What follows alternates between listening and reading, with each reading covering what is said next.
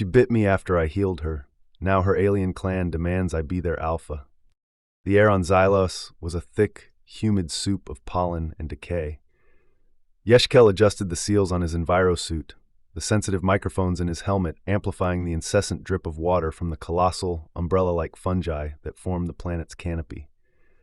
For 3 standard months, he had been cataloging the unique predator-plant symbiosis of this world, a place the Alliance had flagged as lethal inhospitable and promptly ignored. He was documenting a spore lurker, a carnivorous plant that mimicked the distress call of its prey, when a sound tore through the jungle that was utterly alien. It was not the organic roar of a native beast or the crack of a falling spore tree.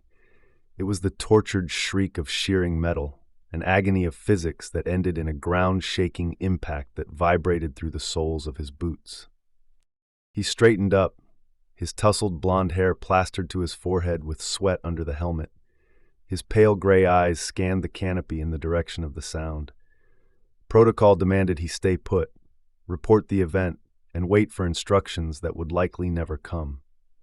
His curiosity, the same impulse that had driven him from a comfortable Alliance research position to the galactic fringe, demanded otherwise. He moved with the quiet efficiency of a man long accustomed to hostile environments, his lean frame weaving through pulsing flora and past vines tipped with hypnotic, bioluminescent lures.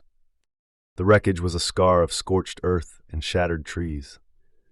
A Cathar scout ship, by the look of its elegant, swept-wing design, now a broken tomb.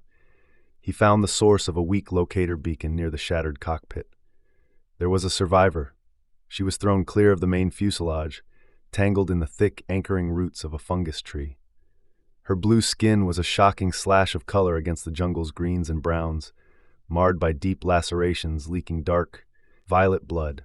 Shards of ornate golden armor clung to her shoulders, twisted and broken. Her hair, a wild mane of fiery red-orange, was spread out around her head like a dying starburst. She was snarling, a low, pained rumble in her chest, but her movements were weak. As he drew closer, he saw the faint, shuddering rise and fall of her ribs. "Easy now," he said, his voice calm, projected softly through his helmet's external speaker. "I'm here to help." He raised his hands slowly, showing they were empty.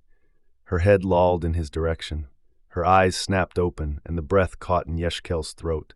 They were glowing, fiery pits of orange-yellow, the pupils slitted and focused on him with an intensity that burned through his sterile scientific detachment. That gaze held no plea for help. It held only feral, cornered rage. He took one more cautious step, reaching for the medical scanner on his belt. It was a mistake. Her pain and delirium ignited into a final, impossible surge of strength. With a roar that shook the leaves, she tore herself from the roots. She was on him before he could process the movement, a blur of blue and orange fury. Her mass slammed into him, knocking him off his feet and sending his helmet skittering across the mossy ground. The thick, alien air filled his lungs. His head hit the dirt, and the world swam. When his vision cleared, she was looming over him, one powerful hand pinning his chest, her weight easily overpowering his. He stared up at her snarling face, at the long, sharp fangs bared in a promise of death, her glowing eyes burning with a light that seemed to come from some preternatural dying furnace. The pressure on his chest was immense, each ragged breath a struggle. Her snarls were wet and guttural, laced with the coppery scent of her blood. He could feel the fine tremors running through her body, the vibration of her rage and her agony. Survival instinct screamed at him to fight, to claw, to do anything, but his training took over. He saw not a monster, but a patient in critical distress, suffering from shock and trauma. He needed to incapacitate her before she either killed him or bled out. His hand, pinned near his belt, managed to twitch, his fingers fumbling for the familiar shape of his low-yield neurostunner. It was designed for subduing aggressive fauna, for study, not for warriors of a known sentient species, but he had no other choice. "I'm sorry," he whispered, the words swallowed by the humid air. He thumbed the activation stud. A faint blue light pulsed, and he pressed the contacts against the thick muscle of her thigh. Her body went rigid, a choked gasp escaping her lips. The feral fire in her eyes flickered, replaced by a dazed confusion, and then she collapsed, a dead weight across his body. He shoved her off, scrambling to his feet, his heart hammering against his ribs. For a long moment he just stood there, breathing heavily, looking down at the magnificent, deadly creature now lying still in the dirt. He retrieved his helmet, shaking his head to clear it. The work began. He dragged her carefully from the wreckage-strewn clearing, his muscles straining. She was lighter than a human of her size would be, her biology optimized for speed and power, but it was still a grueling effort to get her to the camouflaged entrance of his research outpost a quarter-kilometer away. The airlock cycled, swapping the jungle's oppressive humidity for the cool, sterile scent of recycled air and filtration chemicals. His outpost was a compact, efficient space carved into the side of a rock formation, a haven of gleaming metal and glowing console screens. The main chamber doubled as his living quarters and lab, but a partitioned-off section served as a dedicated medical bay. He transferred her to the primary examination table, the surface auto-adjusting to her weight. The work was intimate and intense. He cut away the remnants of her uniform and shattered armor, his fingers brushing against her cool blue skin. Her physique was a marvel of biological engineering, every muscle defined, every line speaking of power and grace. His scanners painted a grim picture on the holographic display above the table. Multiple internal injuries, 3 fractured ribs, severe tissue damage. But the medical AI flagged an anomaly, something far more dangerous than the trauma from the crash. Her cellular structure was in a state of cascading failure. The mitochondrial walls were brittle, the telomeres frayed. It was a slow, inexorable decay at the most fundamental level. He had only read about it in restricted Alliance xenobiology files. The withering, a genetic blight unique to the Cathar, a slow-walking death sentence with no known cure. He stared at the glowing red data streams, a cold knot tightening in his stomach. The crash hadn't been killing her. It had only sped up a process that had begun years, perhaps decades ago. He was looking at the last days of a dying queen, and he was utterly, completely out of his depth. Yeshkel worked for 3 cycles without rest, fueled by nutrient paste and a stubborn refusal to accept defeat. First, he stabilized her physical injuries. The nanite injector hummed as it dispersed its microscopic surgeons into her bloodstream to repair torn tissues and seal internal bleeding. A dermal regenerator knitted the deep lacerations on her skin, its low-frequency field causing her fiery hair to stir as if in a breeze. He set her fractured ribs with a magnetic cast, the faint blue glow of the field a stark contrast to her skin. Through it all, she remained unconscious, her breathing shallow but steady. The immediate threats were contained. The true enemy, however, was the blight devouring her from within. He dedicated the full processing power of his lab to analyzing her blood work. The data was terrifying. The withering wasn't a virus or a bacteria. It was a flaw, a missing piece of a complex biological puzzle. Her cells lacked a specific protein complex needed to properly metabolize ambient bioenergy, forcing them to cannibalize themselves to survive. It was a slow systemic starvation. Alliance science had no answer for it. But Alliance science had never studied the unique ecosystem of Xylos. His mind raced, making connections that felt both audacious and strangely logical. He lived on a world teeming with organisms that had evolved to manipulate bioenergy in radical ways. What if the missing piece wasn't gone, but simply absent? What if this planet held the lock to her genetic key? The thought became an obsession. He left Brizel's side, her vitals monitored by the medbay's ever-watchful AI, and plunged into his own research archives. He cross-referenced Cathar biology with the planetary database he had spent months compiling. He worked in a feverish state of concentration, his small outpost silent save for the clicking of his console keys and the soft hum of the life support. The breakthrough came on the 4th cycle. A rare, bioluminescent lichen he had cataloged on his first survey, a species he had named Xylos, sun lichen. It grew only in the deepest, most geothermically active caverns, and its cellular structure contained a protein that was an almost perfect structural match for the one her body was missing. It was a long shot, a 1 in a billion chance. But it was the only chance she had. He prepared for the expedition immediately, packing a reinforced sample kit, climbing gear, and his pulse rifle. Leaving the outpost was a risk, but staying meant watching her die. The journey into the planet's depths was a descent into a different kind of hell. The air grew thick with sulfur, and the only light came from the glowing flora and his helmet lamp. Razor-winged insects swarmed him, their chitinous bodies pinging off his suit. He rappelled down sheer, slick rock faces into chasms where massive, sightless predators hunted by vibration. More than once, he had to use his rifle, the sharp crack of the energy pulse echoing in the vast dark spaces. He felt a primal fear, a human vulnerability that he had to suppress with cold, clinical focus. He was not a warrior. He was a scientist, and this was just another, more aggressive form of fieldwork. He found the sun lichen in a cavern that glowed with an ethereal blue-green light, coating the walls like a living frost. He harvested the sample, his hands surprisingly steady, and began the treacherous climb back to the surface, the salvation of a dying species tucked safely in his pack. The synthesis was the most complex biochemical work of his life. He isolated the protein from the lichen, using his lab's equipment to modify its structure, folding it, sequencing it, making it compatible with her Cathar DNA. Every calculation had to be perfect. One mistake could turn the cure into a poison. For a full cycle, he barely breathed, his world shrinking to the holographic models of molecular chains and the steady beep of Brizel's heart monitor. Finally, it was done. A single vial of clear, faintly glowing serum. It was the culmination of all his knowledge, all his training, and a healthy dose of desperate hope. He walked back into the medbay, the vial clutched in his hand. Brizel lay still, a sleeping queen of blue and fire. He loaded the serum into an auto-injector. "All right, Brizel," he murmured, his voice rough from disuse. "Let's see if this world has a miracle for you." He pressed the injector to her neck. There was a soft hiss. The effect was not gentle. Her body arched off the table with a violent spasm, a raw cry torn from her throat. Alarms blared as her vitals spiked to critical levels. Her skin seemed to glow from within, the subtle, darker patterns along her limbs pulsing with a faint silvery light.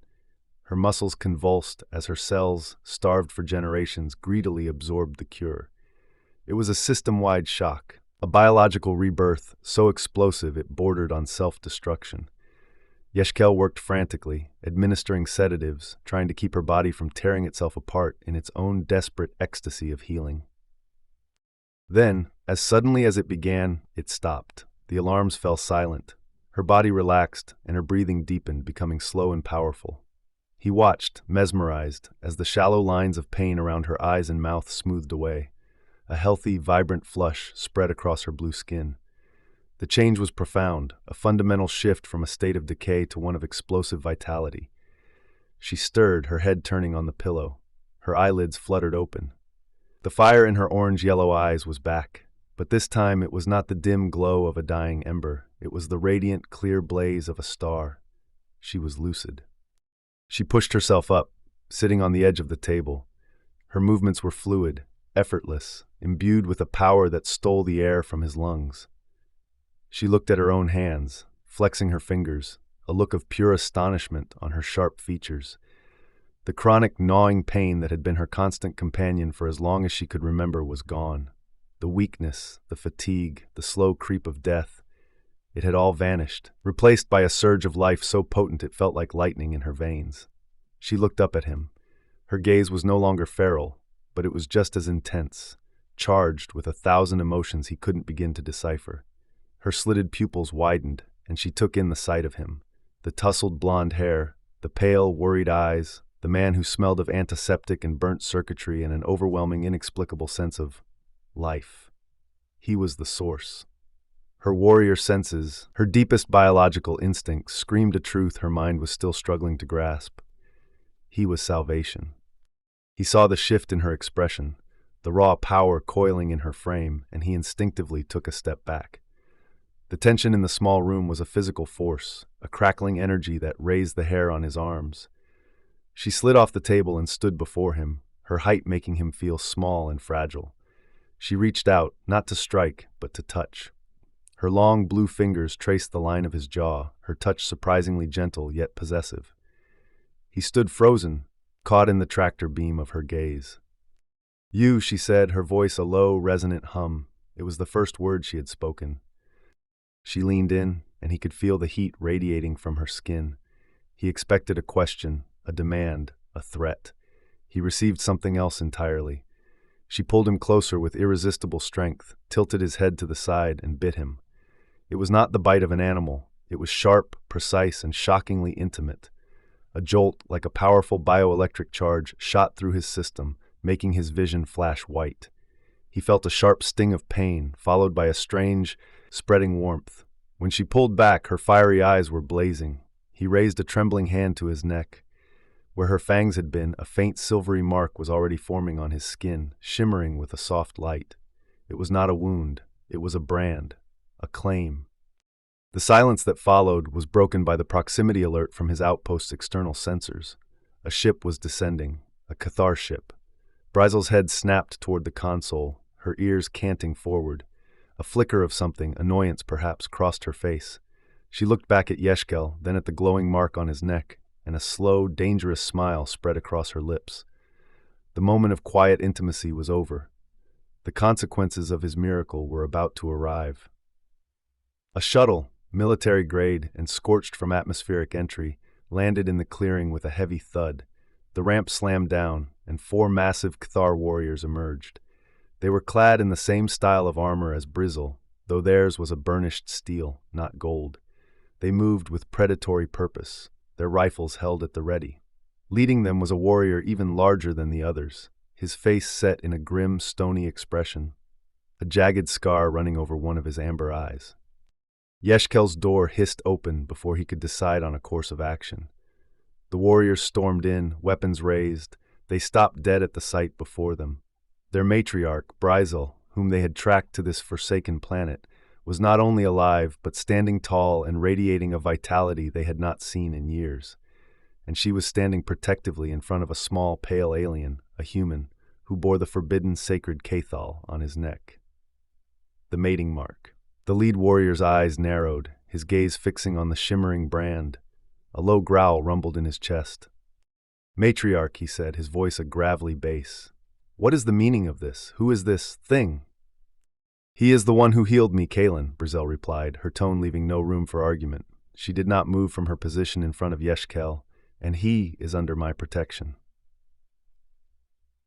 Kaelin took a step forward, his disbelief warring with his fury. "Healed you? The withering has no cure, and that mark, you have claimed an off-worlder, a weakling, as a mate. It is an insult to the clan." Before Yeshkel could speak, Brizel moved. She was a blur of motion, closing the distance between herself and her second-in-command in a heartbeat. She did not draw a weapon. She simply placed her hand on his chest plate. Kaelin, for all his size and strength, was frozen in place, his eyes wide. The raw power emanating from her was overwhelming. "Question my judgment again, Kaelin," she said, her voice dangerously soft, "and I will remind you why I am the matriarch." As the tense standoff unfolded, the cure continued its work within Brizel's mind. The restored neural pathways were not just healing her body, they were unlocking memories that had been damaged and suppressed by the crash. Fragments began to surface. The jolt of an impact that wasn't turbulence. The sight of a Cathar fighter ship, its hull bearing the jagged black crest of the Kulrath, a hardline rival faction. The whine of a disruptor cannon just before her world went dark. It wasn't an accident. She had been ambushed, hunted. The Kulrath had tried to assassinate her, and the Withering, her rival's recent sanctimonious offers of a rare, temporary treatment for the blight, it was all connected. This was not a personal tragedy. It was a conspiracy aimed at the heart of her people. Brizel pulled back from Kaelin, her expression hardening with a cold, calculated fury. "We are returning to the ship," she commanded, her gaze sweeping over her stunned warriors. She glanced back at Yeshkel, her fiery eyes meeting his. "You are coming with us." It was not a request. The Cathar landing site was a small, temporary encampment established around the larger transport ship that had carried the shuttle. It was a pocket of martial order in the chaotic wilderness of Xylos. Warriors stood guard, their postures rigid, but their eyes followed Yeshkel with open hostility and suspicion as he walked beside Brizel. He felt a profound sense of dislocation. A scientist yanked from his lab and thrown into the center of an alien political drama he could not comprehend. He was led to the command tent, a large, pressurized structure filled with holographic displays and tactical maps. Inside waited a Cathar female. Her age shown not by wrinkles but by the deep, serene wisdom in her eyes and the intricate silver braids woven into her hair. She wore the dark robes of a clan elder. The elder's gaze passed over Brizel, and a slow look of awe spread across her face. "The blight," she whispered, her voice filled with reverence. "It is gone. Your life force burns brightly, Matriarch." She performed a short, respectful bow, then her eyes fell upon Yeshkel and the shimmering mark on his neck. Her expression became one of intense, unreadable scrutiny. Brizel explained everything: the crash, the ambush by the Kulrath, and the unbelievable cure Yeshkel had synthesized from the planet's flora. She omitted the intimate details of the bite, but the mark itself spoke volumes. The elder listened in silence, her hands clasped. When Brizel finished, the elder Zathra approached Yeshkel. She did not seem hostile, only immensely serious. She asked for a sample of his blood and a sample of the synthesized cure. He complied, using a kit from the tent's medical station. She analyzed them on a portable console, her old eyes widening as the data scrolled across the screen. She looked from the screen to Yeshkel and back again. She saw the human DNA, the complex protein from the sun lichen, the extraordinary, perfect fusion of the two, a miracle. A solemn council was convened. Yeshkel stood beside Brizel as the elder addressed the clan's ranking warriors, Kalen among them. Zathra's voice was calm but carried an immense weight. She confirmed the cure was real, that the withering that had haunted their people for centuries could be ended. A wave of stunned murmurs went through the tent. Then she pointed a long, blue finger at Yeshkel. The human, Yeshkel, did not merely create a medicine.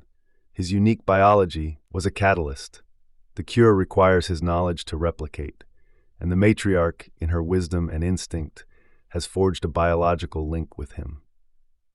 The elder turned to face Yeshkel directly. The tent fell silent. "Our people are on the brink of extinction or civil war.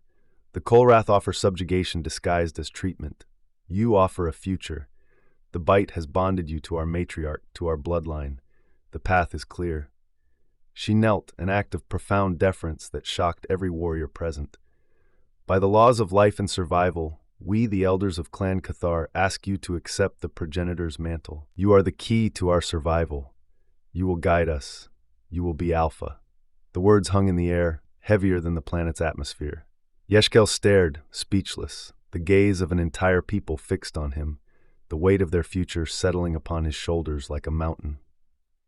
The title Alpha was a shockwave. Yeshkel felt a dizzying sense of vertigo, the sterile floor of the command tent seeming to fall away beneath him. Alpha, progenitor.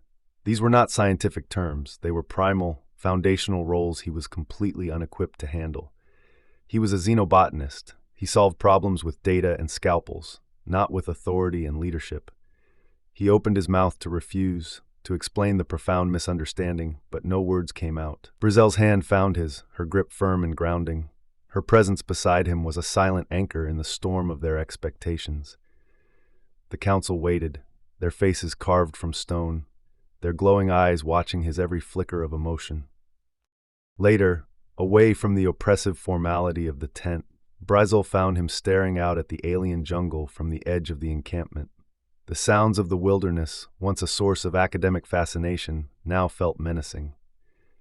"They cannot be serious," Yeshkel said, not looking at her. "I'm a biologist. I can give you the formula, teach your medics how to synthesize it. I can't be this." "To our people, the one who can create life is the ultimate leader," Brizel said, her voice a low rumble beside him. "The strongest warrior can protect the clan for a season. The one who can end the withering protects our children for 1,000 generations. That is the Alpha's purpose. It is not about ruling. It is about ensuring our future." He finally turned to face her. "Brizel, the people who attacked you are still out there, the Kulrath. You said it yourself. They won't just let you fly away with a permanent cure that makes their entire power play obsolete." He ran a hand through his blonde hair, his frustration mounting. "They know where you crashed. They'll be coming back, not just for you, but for the source of the cure. For me, for my outpost." A subtle shift occurred in her expression as he spoke. Her intense gaze sharpened, not with romantic softness, but with the keen interest of a predator watching its prey do something unexpected. He was not cowering or refusing out of fear. He was analyzing the threat. He was thinking strategically. "What do you propose, Yeshkel?" she asked, a genuine question. His mind, finally latching on to a problem it could solve, began to work. He was no soldier, but he knew this planet better than any Cthar. He knew its rhythms, its dangers, its hidden weapons. "We can't fight them in the open. They'll have warships, superior numbers. We have to make them fight on my terms, on Xylos' terms." He led her back to the command tent, a new fire in his eyes. He pulled up his own topographical surveys on the main holographic display, the detailed maps he had made of the region around his outpost. The warriors, Kalen included, watched with renewed skepticism. He began to speak, his voice gaining confidence. He pointed to the deep caverns where the sun lichen grew, explaining how the narrow, geothermically unstable passages could be turned into traps. He highlighted groves of razor spore fungi, whose explosive seed pods could be triggered by specific frequencies. He mapped the hunting grounds of subterranean predators that could be lured to the surface. He outlined a plan that was not about honorable combat, but about cunning, asymmetric warfare. He would turn the entire ecosystem into a weaponized minefield. The warriors listened, their skepticism slowly transforming into a grudging, astonished respect. This human did not think like a warrior, but he thought like a victor. As the clan began to fortify their position, turning Yeshkel's ecological knowledge into practical defenses, the tension between him and Brizel shifted. The roles of healer and patient, of captive and captor were dissolving, replaced by a partnership forged in mutual crisis. That night, she came to his assigned quarters, a small, Spartan tent. She stood in the doorway, a tall silhouette against the glowing jungle. She had shed her armor, wearing a simple, dark tunic that did nothing to hide the powerful lines of her body. The air between them was thick with unspoken things, with the lingering energy of the bite and the new respect he had earned. "The mark," he said, his voice quiet, touching the side of his neck where the cathol shimmered faintly. "What does it truly mean?" "It means you are mine," Brizel said simply, stepping inside. "And I am yours. It is a bond of body and soul. What I feel, you feel. My strength is your strength." She came closer, her fiery eyes searching his. "You are not like the men of my clan. They seek to dominate. You seek to understand, to heal, to protect through knowledge." She raised a hand and gently touched the mark she had made. A jolt of warmth, of pleasure shot through him, a direct echo of her own feelings. He could feel her fierce pride in him, her admiration, her burgeoning affection, as if they were his own emotions.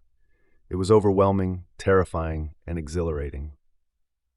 He responded in the only way he knew how. He did not try to match her intensity or her possessiveness. Instead, he reached out and took her hand, his touch gentle. He brought her hand to his lips, a gesture of soft reverence that was profoundly alien to her warrior culture. She froze, her slitted pupils widening in surprise. He then stepped forward, closing the final distance between them, and cradled her face in his hands. He showed her a different kind of intimacy, a human one, built not on claiming, but on sharing. He kissed her, not with the conquering passion she might have expected, but with a tenderness that spoke of partnership and a deep, soul-shaking awe for the magnificent being before him. For the first time, the great Cthar Matriarch felt herself surrender, not to a superior force, but to a superior form of strength. Their connection, already forged in biology and crisis, was finally sealed in a passion that belonged to both their worlds, a silent promise made on the eve of battle. The attack came at dawn. 2 Kolrath warships descended through the thick atmosphere, their dark, jagged hulls a stark violation of the natural world. They deployed troops without preamble, black-armored warriors rappelling down into the jungle, advancing on the encampment with ruthless efficiency. The battle for Xylos had begun. Yeshkel was not on the front lines. He was in the command tent, a makeshift nerve center, surrounded by holographic displays showing tactical feeds from drones he had deployed. He was a general armed not with a sword, but with information. Brizel was a different story. She was the tip of the spear, a whirlwind of blue skin and fiery hair, her golden ancestral blade a blur of motion as she met the first wave of invaders head-on. Kalen, Sector Gamma, Yeshkel's voice was calm and clear over the comms, a stark contrast to the sounds of combat. The western ridge is undefended. Draw them toward the ravine now. Kalen, who had once viewed him with contempt, now obeyed without hesitation. He and his warriors performed a feigned retreat, luring a large contingent of Kolrath soldiers into a narrow canyon. Hold! Yeshkel watched the tactical display, his finger hovering over a control. Hold! Detonate! He pressed the icon. High on the canyon walls, the razor spore fungi he had identified, now rigged with sonic charges, exploded. A thick cloud of millions of razor-sharp spores rained down on the trapped Kolrath, tearing through their armor and their flesh. It was brutal, effective, and entirely alien to Cathar warfare. On another front, Brizel was locked in a duel with a massive Kolrath brute. He was stronger, but she was faster, her movements enhanced by her perfect health. She fought with a grace and fury that was terrifying to behold. She could feel Yeshkel's presence through the Cathal, not his fear, but his focused calm, a steadying influence in the heart of the chaos. It gave her strength. The Kolrath commander, a scarred and ruthless warrior named Vorlag, watched from his ship's command deck, his face a mask of disbelief.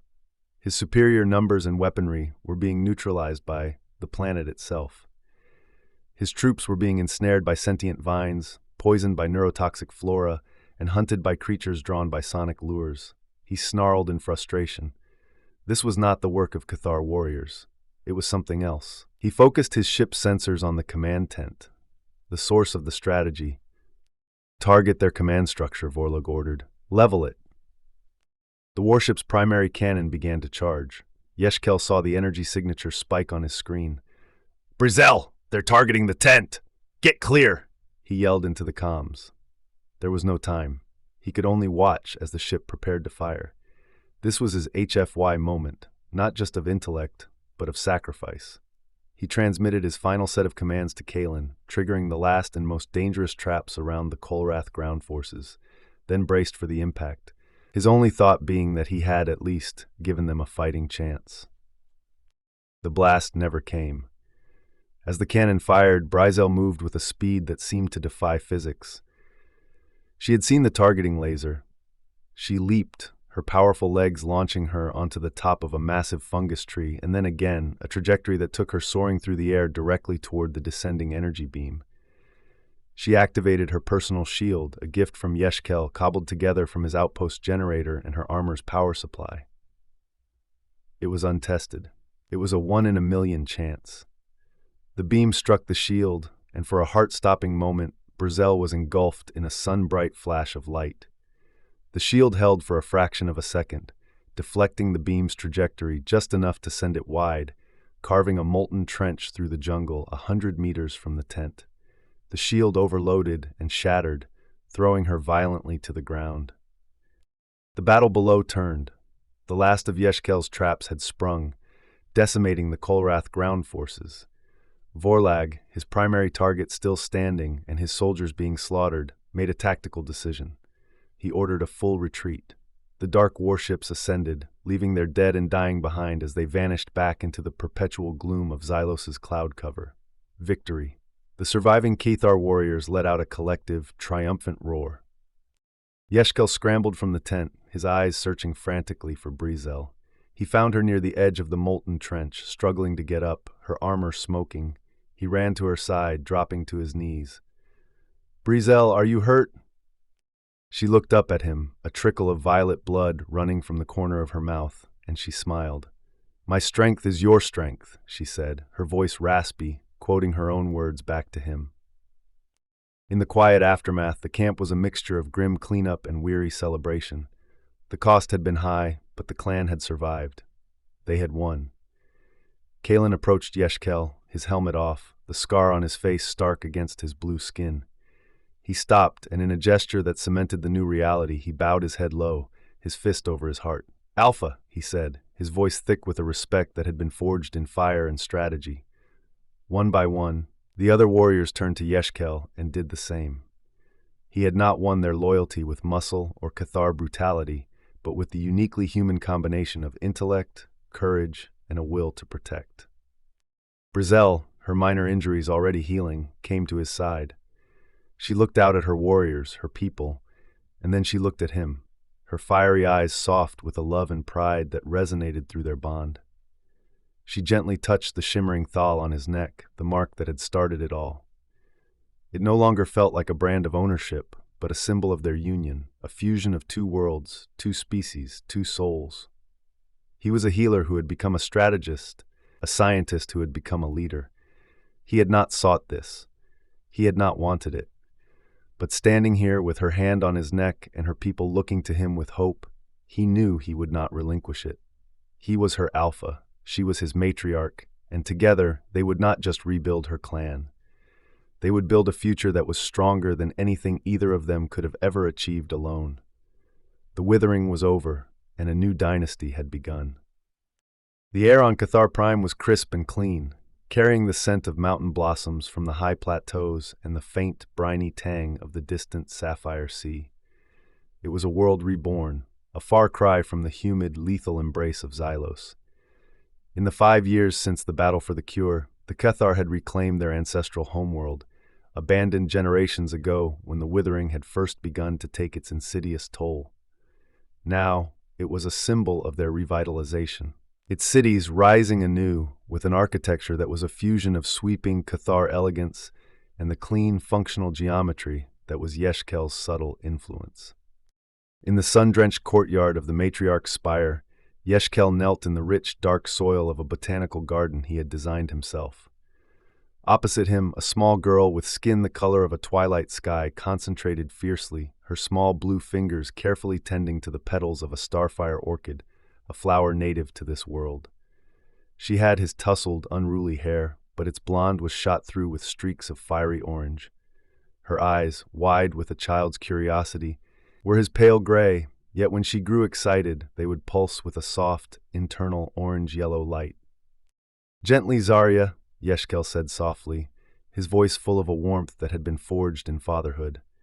"Their petals are like solar sails. They drink the light. If you crease them, they can't breathe." Zarya looked up at him, a smudge of dirt on her cheek. "Breathe the light, Papa." "That's right," he smiled. "A different kind of breathing, but just as important." From the shaded archway of the courtyard, Brizel watched them. She was no less a warrior than she had been 5 years ago. The golden ancestral blade was sheathed at her hip, and she moved with the same coiled, predatory grace.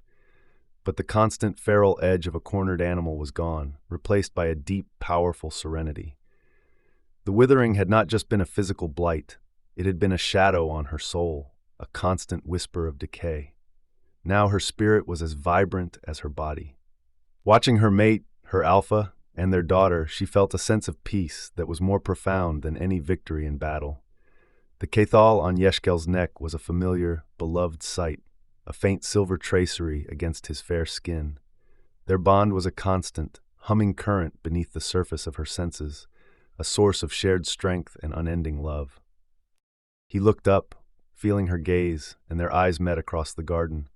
The silent communication that flowed between them was instantaneous, a query, an affirmation, a shared moment of simple, perfect joy. Zarya, seeing her mother, abandoned the flower with the fickle attention of a 5-year-old and ran toward her, her laughter echoing in the courtyard. Brizel swept her up into a fierce hug, burying her face in Zarya's fiery blonde hair. She was the future. She was the promise of the cure made manifest, the first Cathar in centuries born completely free of the withering's curse. Later, in the great hall of the spire, the tone was more formal. Kalen, his scar now a faint white line against his blue skin, stood before them. He was no longer just a warrior, but the high general of the united Cathar clans, his loyalty to Yeshkel and Brizel absolute. "The last of the Kolrath loyalist cells in the Ashgar Nebula has surrendered, Matriarch Alpha," he reported, his voice a respectful baritone. "They have petitioned for the cure and sworn fealty to the new council." Yeshkel nodded, seated on a high-backed chair beside Brizel's more ornate throne. He had never grown entirely comfortable with the trappings of his station, but he had learned to wear the mantle of leadership with a quiet confidence. "Were there any casualties?" "None, Alpha. We followed your protocol. A show of overwhelming force, followed by a generous offer. We showed them data from our long-range medical scanners, proving their own children were entering the final stages of the blight. Faced with the extinction of their line or a future for their young, they chose survival. Brizel looked at Yeshkel, a flicker of pride in her eyes. The old Cathar way would have been to demand unconditional surrender or annihilation.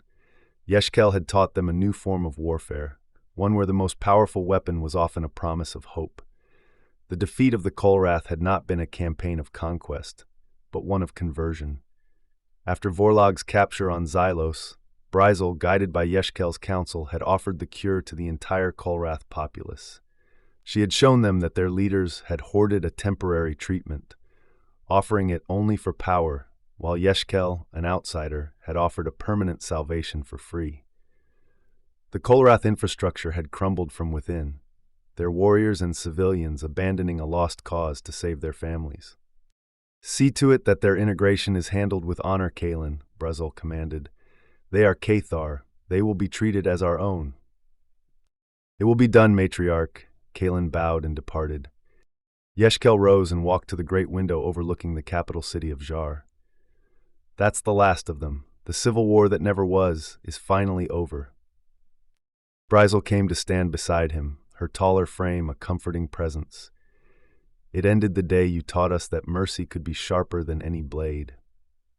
The next day they visited the Vance Institute for Xenobiological Advancement, a gleaming white tower that was the scientific heart of the new Cathar society.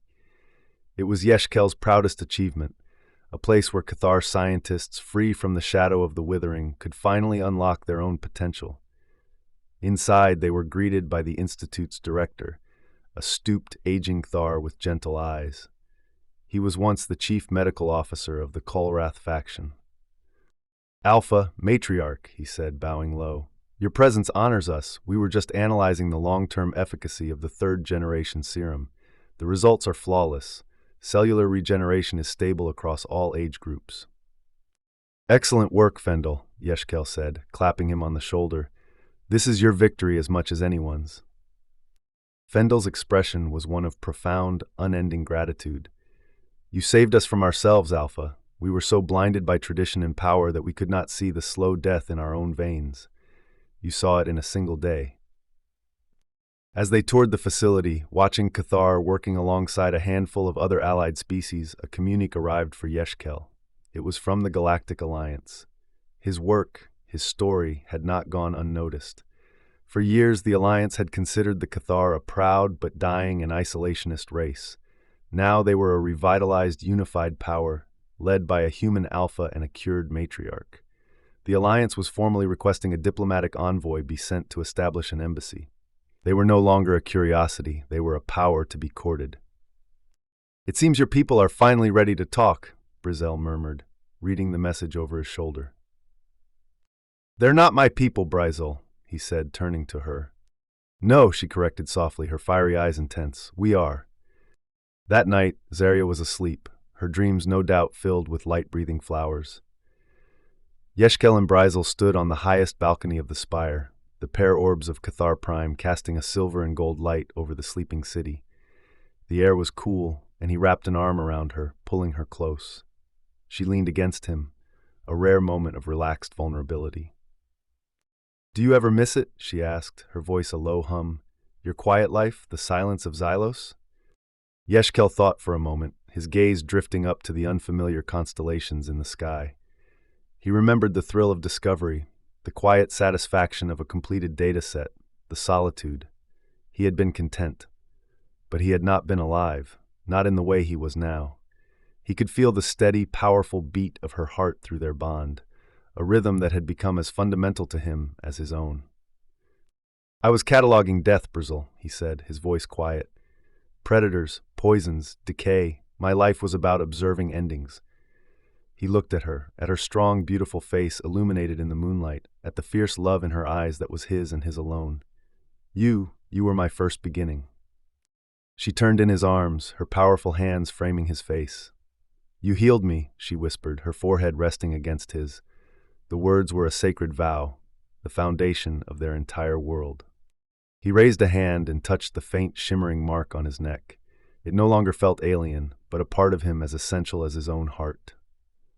"You bit me," he replied, a faint smile on his lips. Her own lips curved into a slow, dangerous smile, the same one he remembered from his research outpost, but this time it held no threat, only a deep, possessive love that still managed to steal his breath. "And now," she murmured, her voice dropping to an intimate growl that vibrated through their shared bond, "our clan has an alpha, and our daughter has a future."